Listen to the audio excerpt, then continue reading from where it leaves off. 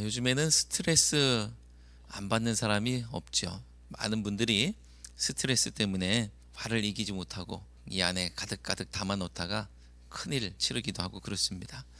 특별히 서비스업에 종사하시는 분들은 스트레스가 엄청날 것 같아요. 스트레스가 가득 차 있는 분들을 잘못 건드리면 어떻게 되나요? 큰일 납니다. 큰일 납니다. 한 번은 제가 전선 쫄 때 가서 보니까 몰딩이라고 표현하더라고요. 저 벽 옆으로 선이 가는 게 있어서 제가 저거를 가려 놓으려고 전기 재료상에 사러 갔습니다. 그 전에 작업해 놓은 게 있었기 때문에 마무리하려고 몇 개, 한두 개만 또 추가로 사러 갔던 것이죠. 근데 크기를 정확히 알아야 되니까 미리 치수를 재서 갔어요. 5cm, 5cm 이것만 알면 가서 걱정 없겠다 하고서 갔죠. 가면 되게 작은 것부터 큰 것까지 많이 있으니까 치수를 모르면 먹습니다. 자, 가서 5cm짜리 주세요 그랬거든요. 이게 보여주시더라고요. 그래서 가져왔죠. 근데 가져와서 보니까 커요. 좀 큰 거예요. 왜 그런가 했더니 어떤 관 같은 것들은 내경이 있고 외경이 있더라고요. 저는 당연히 그냥 겉에서 보기에 5cm니까 5cm짜리 달라고 그런 건데 아마 내경 5cm짜리를 주셨나 봐요. 그래서 가서 바꿨죠. 바꾸면서 이거 바꾸러 왔어요 라고 하면서 아까 제가 사러 왔었는데 5cm짜리 달라고 그랬는데 큰 거 주셨더라고요. 그랬더니 거기 직원께서 정색을 하시면서 아니 아까 분명히 물건을 보여드렸고 본인이 확인하고 사가신 것인데 왜 제가 잘못한 것처럼 그러시냐고 하면서 막 화를 내시는 거예요. 그래서 사장님도 당황하고 저도 당황하고 저는 그분한테 뭐라고 나무라려고 그런 것도 아니고 웃으면서 했던 얘기인데 그분이 스트레스가 있었던 것 같아요. 그게 아니고서야 저한테 무슨 억하심정이 있어서 그러지는 않으셨을 거 아니겠습니까? 그래서 제가 어떻게 했느냐 하면 죄송해요 그랬죠. 그 무렵에 제가 여기서도 치이고 저기서도 치이고 그런 상황인데 거기 가서도 치인 거예요. 요즘에 왜 그러지? 그랬던 때가 있었습니다. 스트레스를 받으면 금방 풀어내면 얼마나 좋을까요? 그렇게 여기서 누가 뭐라고 하면 한번 딱 하고 저기서 뭐라고 하면 또 한번 딱 하고 그러면 스트레스가 쌓일 일이 없을 것 같아요. 대신에 상대방이 2배, 3배 스트레스를 받겠죠. 스트레스를 풀지 않고 쌓아두면 큰 병이 됩니다. 그죠? 스트레스를 쌓아두면 큰 병이 됩니다. 그럼 목사님들은 어떨까요? 영업하시는 분들, 서비스업에 있는 분들만 스트레스를 받는 게 아니고 목사님들도 스트레스를 받을까요? 받을까요? 받을 것 같아요. 목회가 행복하고 즐겁고 천국을 미리 당겨서 경험하는 그런 것 같으면 정말 좋겠는데 스트레스로 가득하다는 것이 아이러니입니다. 그러니까 저를 건드리시면 안 됩니다. 여러분, 저를 잘못 건드리시면 어떻게 버럭할지 몰라요. 제 연배 목사님들 중에 제가 아는 분들만, 저하고 친분이 있는 분들만 최근에 몇 분이 돌아가셨습니다. 제 연배 가운데 한 분은 저하고 같은 교회에서 부목사로 부교육자로 계셨던 분이시고, 한 분은 같은 지방에서 목회 천연병 때 같이 바닥을 기면서 함께 고생했던 분이시고, 한 분은 같은 교정을 같은 시기에 거닐었던 분이시고, 근데 돌아가셨어요. 차라리 순교했더라고 한다면 그나마 괜찮을지 모르겠지만 이게 목회하다가 병을 얻으셔서 돌아가시는 정말 슬픈 일들이 벌어지고 있습니다. 여러분, 저는 오래 살고 싶습니다. 여러분, 저한테 스트레스 주지 마세요. 아셨죠? 뭐라고 얘기하려고 해도 목사님 스트레스 받을 것 같으니까 참자. 무슨 일을 하려고 해도 목사님 스트레스 받을 것 같으니까 하지 말자. 이렇게 하셔야 돼요. 그게 저를 도와주시는 길입니다. 저도 고민이 많습니다. 이 스트레스를 받으면 이것을 쌓아둬야 되는지 아니면 자꾸 그걸 묵상하면서 키워야 되는지 그건 아닌 것 같아요. 그래서 저는 스트레스를 받지 않기로 결정했습니다. 무슨 일이 있어도 그런가 보다 하고 이제 넘기려고 노력을 하고 있어요. 왜냐하면 스트레스를 받다가 보니까 자꾸 좌충우돌, 저기 가서 막 부딪히고 저쪽 가서 또 부딪히고 들이받고 여기 가서 들이받고 하는 일들이 자꾸 생겨요. 여러분, 제가 스트레스를 받지 않기로 결정했다는 것에 감사하시길 바랍니다. 안 그랬으면 여러분하고도 벌써 한바탕 했을 거예요. 기드온은 에브라임과의 관계 안에서 이 에브라임이 왜 우리를 처음부터 이 전쟁에 부르지 않았느냐라고 와서 화를 내고 불만을 제기했을 때 기드온이 어르고 달래면서 풀었죠. 비를 맞춰주었죠. 그러느라고 스트레스가 이만저만이 아니었나 봅니다. 그래서 그런지 잘못된 길을 걷고 있어요. 스트레스가 사람을 망쳐놓는 것일 수도 있겠고, 오늘 교만한 사람이 스트레스를 받으면 하지 말아야 할 싸움을 자꾸 하는구나 라는 사실을 보게 될 것입니다. 기드온은 왜 요단강을 건너서 미디안의 패잔병들을 추격했던 것일까요? 여러분, 왜 기드온이 요단강 건너서, 저는 싸움 다 끝난 것 같았는데 근데 추격을 해요. 왜 그렇게 했던 것일까요? 굳이 안 해도 되는 일을, 가나안 땅의 평화를 되찾았으면 됐지, 왜 꾸역꾸역 그 안 해도 되는 일을 했던 것일까? 여러 상상들을 해보면서 의문점들에 대해서 이유를 한번 생각해 보는 거예요. 왜 이걸 의문으로 갖느냐 하면, 지금까지 전쟁을 하나님께서 300명 가지고 해라 라고 했는데 기드온이 어떻게 했느냐 하면요, 300명으로 시작을 했지만 다른 병사들을 다 모았어요. 마지막에는 에브라임까지도 모았어요. 그렇게 전쟁을 했거든요. 그런데 이제 요단강 건너서 적진으로 추격해가는 마당에 300명만 가고 있습니다. 뭔가 단절된 느낌이죠. 이제 끝난 전쟁 같은데 새롭게 뭔가를 하고 있는 모습. 그리고 또 이게 왜 무리수인가 라고 생각하느냐 하면, 하나님께서 지금까지 기드온에게 항아리와 횃불과 나팔로 했던 싸움에는 하나님이 하라고 하신 것이거든요. 그런데 그 이후에 하나님의 모습이 나오지 않고 있습니다. 하나님이 사라지셨어요. 그러니까 하나님의 뜻을 받고 하는 게 아니에요. 그리고 하나님도 썩 내켜 하시지 않는 것 같아요. 그런데 이 기드온이 왜 이 추격전을 통해서 전쟁을 연장하고 있느냐, 의문이 드는 것이죠. 하나님이 하라고 하셨다면 명분이 있었을 텐데 명분 없는 전쟁을 기드온이 하고 있습니다. 말씀을 읽으며 저는 나름으로 이 전쟁의 동기를 찾아보았는데 이제 상상의 나래를 펼치는 거예요. 왜 기드온이 추격전을 벌였을까? 처음은 기드온이 에브라임에게 스트레스를 받았기 때문일 것이다 라고 저는 그렇게 보고 있어요.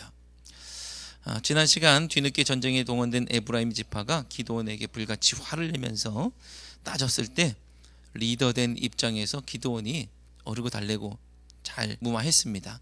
그래서 에브라임도 만족하고 기드온도 이 상황을 잘 무마했죠.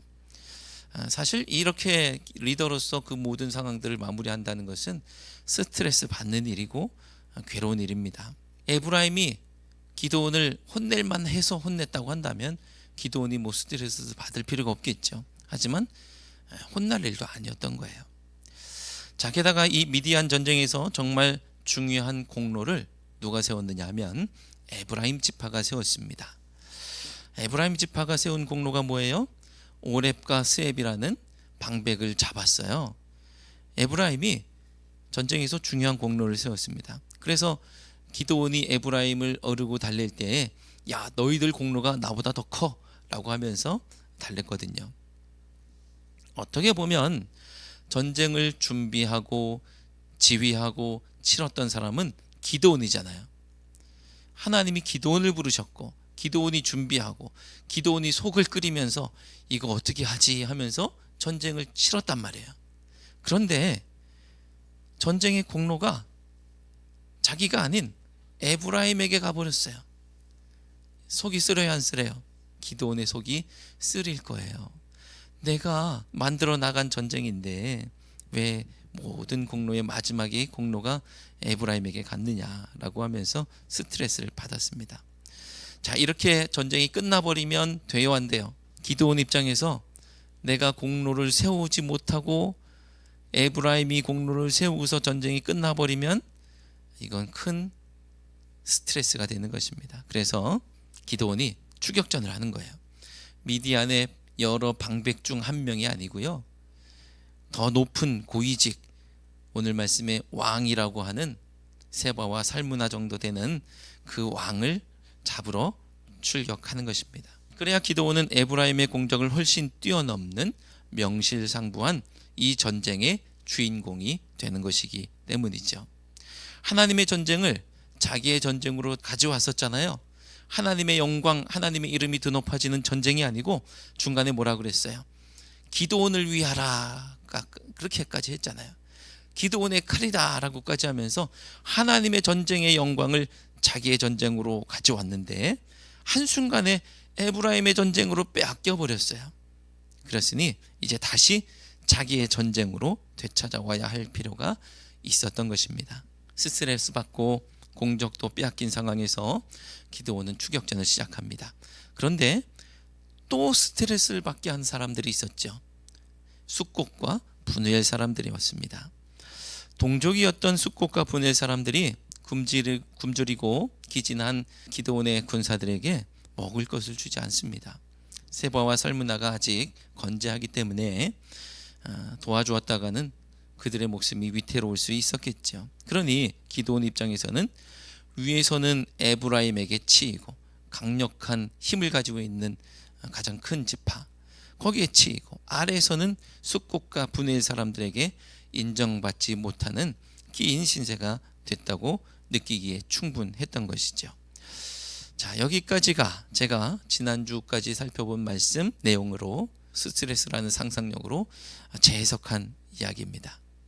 오늘 설교는 이 기반 위에서 상상력을 발휘한 설교, 그래서 어디에서도 듣지 못하는 말씀을 들으실 수가 있을 겁니다. 자, 열이 받을 대로 받은 기드온이 오늘 드디어 화풀이 할 수 있는 상대를 만났습니다. 12만 명이 죽고 남은 15,000명이 갈굴에 도착해서 모여 있어요. 그리고 간단히 그들을 이 기드온이 쳐서 도망가고 하는 것을 다 잡아가지고 해서 승리합니다. 그리고 세바와 살문나를 서로 잡았죠. 기드온 입장에서는 에브라임과의 관계 안에서 받았던 스트레스를 날려버릴 수 있는 순간이었던 거예요.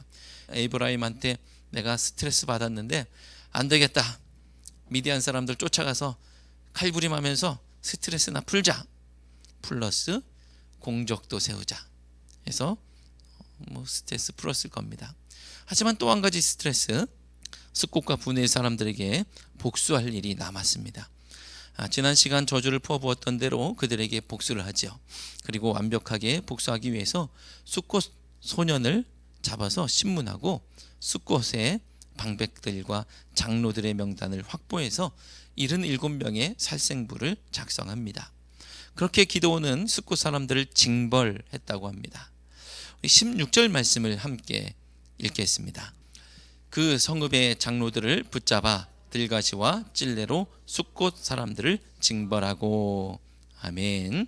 그런데 이 모습은 이해가 잘 되지 않습니다. 징벌이라는 단어가요, 징벌이라는 것이 가르친다는 의미가 있는데, 말하자면 자기 말을 듣지 않았기 때문에 앞으로는 말 잘 들어라, 이런 거예요. 너 내 말 안 들었지, 앞으로 말 잘 들어, 이렇게 가르친다는 거예요.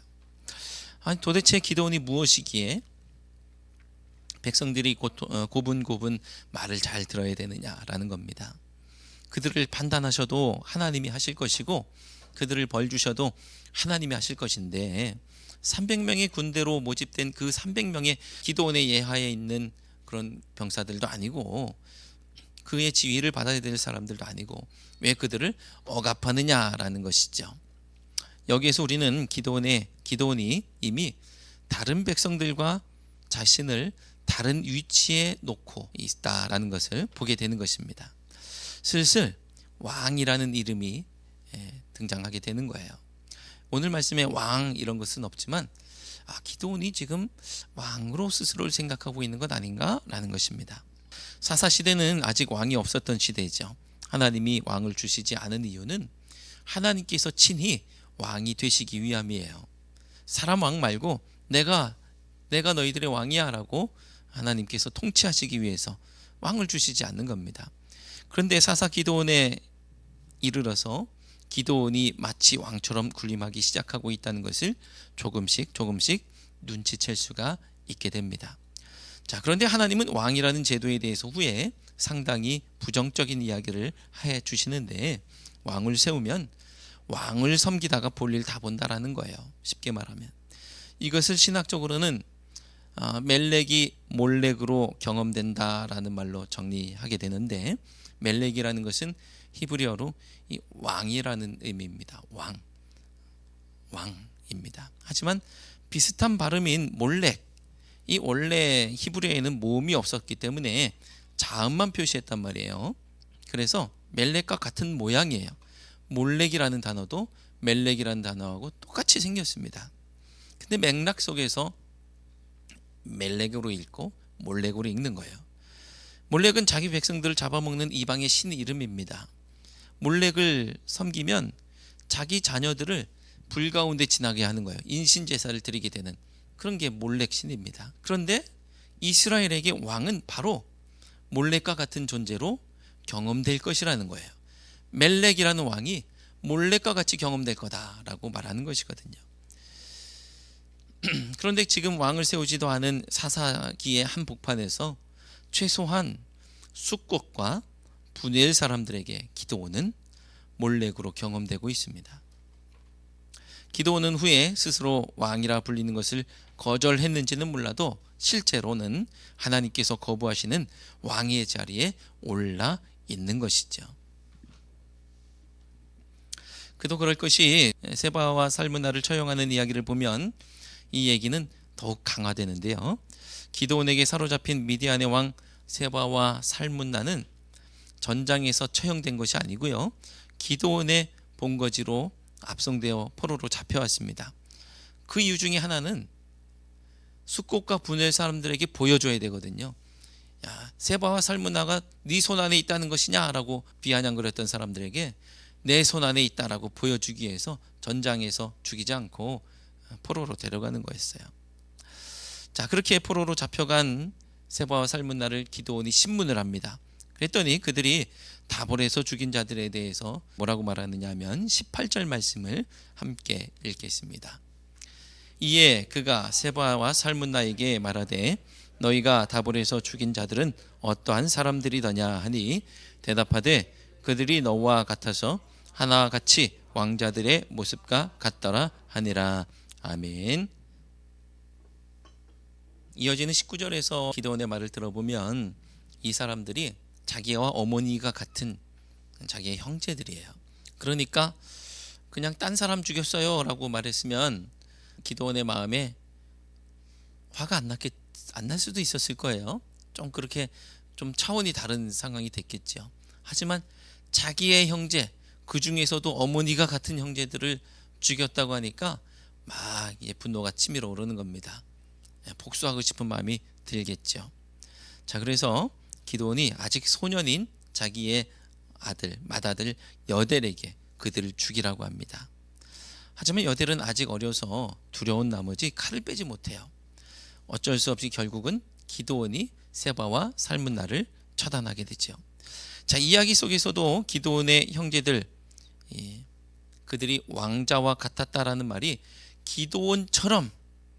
기드온같이 왕자와 같았다라는 말, 그러니까 기드온이 거의 왕 같았다라는 얘기를 알 수 있고요. 또 한 가지 다른 백성들과 다른 위치에 있었다는 것을 알 수가 있고요. 그리고 자기의 맏아들 여델을 세워서 미디안의 왕들을 처단하려고 했던 모습을 통해서 이 세습되지 않았던 사사의 권력 또 권위를 자기 아들에게 이어주려고 했었던 모습도 보게 되는 겁니다. 왕위를 물려주는 것 같은 그런 모습으로 여델을, 자기 아들을 세워주려고 했었던 것을 보게 되는 것이죠. 그렇기 때문에 기드온의 자의식은 이제 사사라기보다는 왕이었다는 거예요. 이 외에도 기드온을 왕으로 의심할 수 있는 이야기들을 더 살펴볼 수 있는데 그에 대해서는 다음 시간에 살펴보도록 하겠습니다. 이렇게 기드온은 사사의 신분을 망각하고 왕처럼 군림하기 시작했습니다. 스스로 다른 백성들과는 다른 위치에 있다고 생각했습니다. 교만한 기드온이 에브라임과의 관계 안에서 또 숫곳과 분회엘 사람들 안에서 그들로 인해서 스트레스를 받고 못 견뎌 하고 있습니다. 그리고 스트레스를 폭발시키면서 하지 말아야 할 싸움을 하고 있는 거예요. 사랑하는 성도 여러분, 우리가 성도인 것을 망각하면 어떤 일이 벌어질까요? 우리가 다른 성도들과 다른 위치에 있는 특별한 사람이라고 생각하면 어떤 일이 벌어질까요? 기도원 안에서 답을 찾을 수가 있습니다. 작은 자극에도 견디지 못하고 하지 말아야 할 싸움을 하게 되는 것이죠. 내가 최고여야 하는데, 내 공로가 최고여야 하는데 내가 뭐라도 된 양 성도들을 징계하며 가르치고 그리고 대를 이어 기득권을 유지하려고 하는 것처럼 특별한 지위를 유지하려 하게 되는 것입니다. 바라기는 여러분이 성도라는 사실을 잊지 마시고 다른 성도와는 다른 특별한 사람이라는 생각을 버리시고 서로를 귀하게 여기시고 품을 수 있는 우리 모두가 되시길 바랍니다. 오늘 이야기를 통해서 하나님의 전쟁이 자기의 전쟁이 되는 과정을 보고요. 그리고 스트레스가 교만한 사람을 싸움닭으로 만드는 과정을 보았고요. 그리고 전쟁의 목적이 여호와의 영광을 위한 것이 아니라 자기의 영광을 위한 것으로 바뀌는 것을 보았습니다. 민족의 평안이 아니라 오로지 복수를 위한 광란의 칼춤을 추는 것을 보았죠. 마지막으로 오늘 말씀을 통해서 깨달을 수 있는 우리가 하지 말아야 될 싸움에 대해서 세 가지로 정리하고 살펴보고 마치려고 합니다. 첫째는 하나님의 뜻을 벗어난 싸움. 하나님의 뜻을 벗어난 싸움을 하면 안 돼요. 지난번 싸움까지 거기까지였어야만 했던 것입니다. 그 뒤에 그건 아니었던 거예요. 저는 하나님께서 허락하신 싸움은 지난번 항아리와 나팔과 횃불로 싸웠던 그 싸움까지였다고 봅니다. 이스라엘의 평안을 얻었으면 됐지 추격할 이유가 없었던 거예요. 하지만 에브라임의 비를 맞추느라 자기 기분이 나빠지니까 미디안을 쫓아가서 더 큰 공을 세우려고 했던 것입니다. 하나님의 뜻을 생각한다면 우리는 불필요한 싸움을 멈출 수가 있습니다. 내 기분이 아니라 하나님의 뜻을 살펴야 되는 거예요. 내 기분을 따른다면 우리의 인생은, 우리의 교회는 피비린내 나는 전쟁터, 더럽고 추악한 전쟁터가 되고 말 것입니다. 사랑하는 성도 여러분, 내 기분이 아니라 하나님의 뜻을 따르시기 바랍니다. 내 기분이 태도가 되지 않도록 하시고 마치 내 기분이 하나님의 뜻이라도 된 양 행동하지 마시기 바랍니다. 도무지 하나님의 뜻을 벗어난 내 기분들의 싸움은 멈추시기 바랍니다. 둘째는 동족끼리의 싸움입니다. 우리가 하지 말아야 될 싸움. 두 번째는 동족끼리의 싸움. 기드온은 숫곳과 분의 사람들과 싸워서는 안 됐죠. 하지만 이것은 엄밀히 말하면 싸운 게 아니라 일방적으로 죽였던 것이죠. 애초에 하나님의 뜻을 저버리지 않았으면, 자기 기분대로 추격전을 펼치지 않았으면 없었을 비극이에요. 이건 그를 더 이상 사사라고 할 수 없는 중요한 단서입니다. 사사는 자기 동족을 지키고 보호하기 위해서 일어서는 것인데 동족을 죽이고 있어요. 사랑하는 성도 여러분, 오늘 우리도 교회 안에서의 싸움을 해서는 안 되겠습니다. 같은 교인들끼리 왜 싸우겠어요? 교회가 싸우면 그 교회는 끝난 겁니다. 교회를 끝내버린 그 죄값을 어떻게 받겠습니까? 철저한 회개, 화해, 사과, 용서만이 다시 교회를 교회되게 할 수 있는 길입니다. 오직 그것만이 하나님의 뜻을 따르는 길이라는 사실을 기억하시고 교회 안에 싸움이 아니라 사랑만이 가득하게 되기를 주님의 이름으로 축원합니다. 셋째는 하나님의 이름으로 행하는 사적인 복수. 하나님의 이름으로 행하는 사적인 복수. 이것은 절대로 해서는 안 될 싸움입니다. 세바와 살문나를 처단하는 일은 겉으로는 하나님의 전쟁의 대단한 일인 것처럼 보이지요. 하지만 그 속을 들여다보면 기드온은 자기 형제들을 죽인 자들에 대한 사적인 복수를 하고 있는 것을 보게 됩니다. 이 세상에 성전이라는 이름으로 또 지하드라는 이름으로 벌어지고 있는 복수가 얼마나 많습니까? 하지만 그 전쟁이 정말 성전이던가요? 가장 더러운 전쟁들이 종교의 이름으로 자행되고 있고, 이 세상은 그렇게 하나님의 이름으로 더럽혀지는, 하나님의 이름을 더럽히는 사적 복수들로 가득합니다. 사랑하는 성도 여러분, 동기가 더러우면 결과도 더러울 수밖에 없습니다. 아무리 하나님의 이름으로 포장하더라도 그 더러운 결과로 이 땅이 더럽혀지고 있음을 기억하시고, 하나님의 일에 개인적인 감정을 배제하시고 오직 하나님의 뜻만이 드러나도록, 그래서 하나님이 하나님 되시는 일들이 일어나기를 주님의 이름으로 축원합니다. 기도하겠습니다. 하나님, 저희가 저희의 신분을 망각할 때 끔찍한 일들을 저지르게 됨을 기드온을 통해서 깨닫게 하시니 감사합니다. 자기의 기분을 태도로 드러내고 교회 안에서 싸우지 않게 하시고, 겉으로는 성전인 척 더러운 싸움, 하지 말아야 할 싸움을 멈추게 하옵소서. 무엇보다 저희들이 성도임을 다시 한번 기억하게 하시고 성도의 이름에 합당한 삶을 살게 해 주옵소서. 예수 그리스도의 이름으로 기도드리옵나이다. 아멘.